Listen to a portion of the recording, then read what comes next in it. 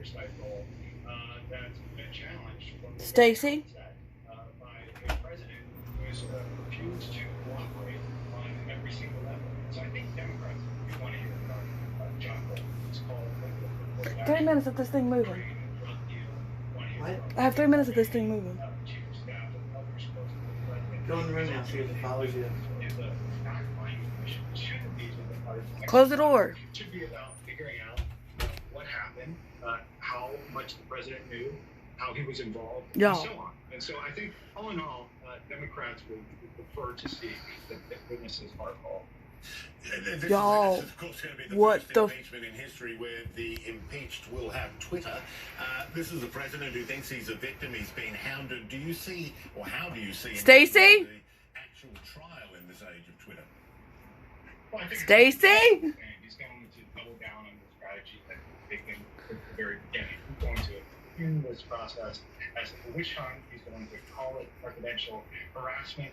And to some extent, this has been Yo, for Trump, at least I'm not even making this shit up. And rallying his base. He's used this. It's lowering itself. For example, we saw that he's talked about this extensively in various campaign events that he's been doing across the country.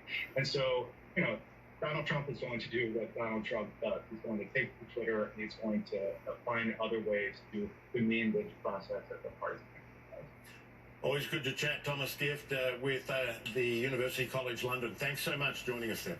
Thanks, Michael.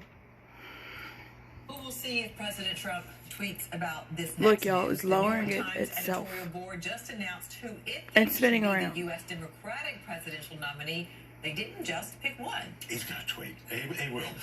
Senators Elizabeth Warren and Amy Klobuchar, they're sharing this endorsement by the Grey Lady, the New York Times. The Times describing Warren as a, quote, brilliant architect of regulation and praised Klobuchar for her bipartisanship and her deal-making skills that could possibly unite the nation. And the newspaper has kept its endorsement process private for 160 years until now. It made the announcement in a televised special that featured interviews with many of the leading Democratic presidential candidates. The Times, they are a-changing. They are. And they finished it by saying, may the best lady win. Or the best woman win. Yes, that's right. All right, let's turn our attention to London now, where Prince Harry says he and his wife Meghan had no other option than to step back from the royal family. Speaking for the first time since Buckingham Palace announced the couple would no longer represent the Queen, Harry expressed great sadness over the decision. This is what he had to say at a charity event on Sunday.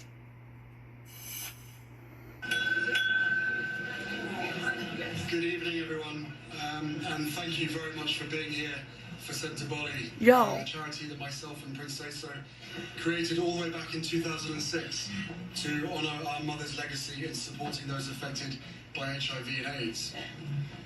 Before I begin, I must say that I can only imagine what you may have heard or perhaps read over the past few weeks.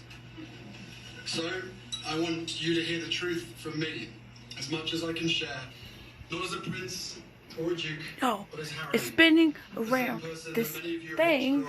Over the last 35 years, but now with a clearer perspective.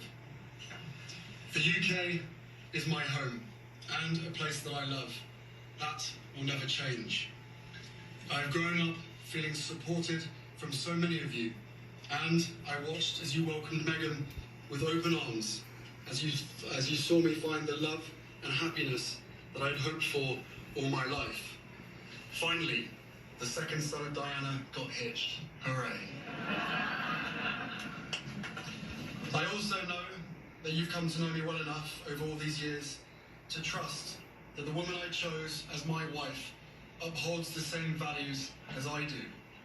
And she does. And she's the same woman I fell in love with. We both do everything we can to fly the flag and carry out our roles for this country with pride. Once Meghan and I were married, we were excited, we were hopeful, and we were here to serve. For those reasons, it brings me great sadness that it has come to this. The decision that I have made for my wife and I to step back is not one I made lightly. It was so many months of talks after so many years of challenges. And I know I haven't always gotten it right, but as far as this goes, there really was no other option. What I want to make clear is, we're not walking away. And we certainly aren't walking away from you. Our hope was to continue serving the Queen. 8 minutes of this thing. It keeps going doing circles around this thing right here. Without public funding. Without touching it. Unfortunately, that wasn't possible. I have it on video stage. I'm not lying. I'm not lying. Or how committed I am. But Look, it keeps turning itself. And it turns itself around the thing so it doesn't hit it. My family back from all I have ever known. To take a step forward into what I hope can be a more peaceful nope. life. Wait, is he done? I was born into this life, and it is a great honor to serve my country. Alright, we're not taking it back in the living room now. This is just gonna stop staying here because this is where he wants to be. You took me under your wing. You looked out for me for so long. Alright, I think that's it for now.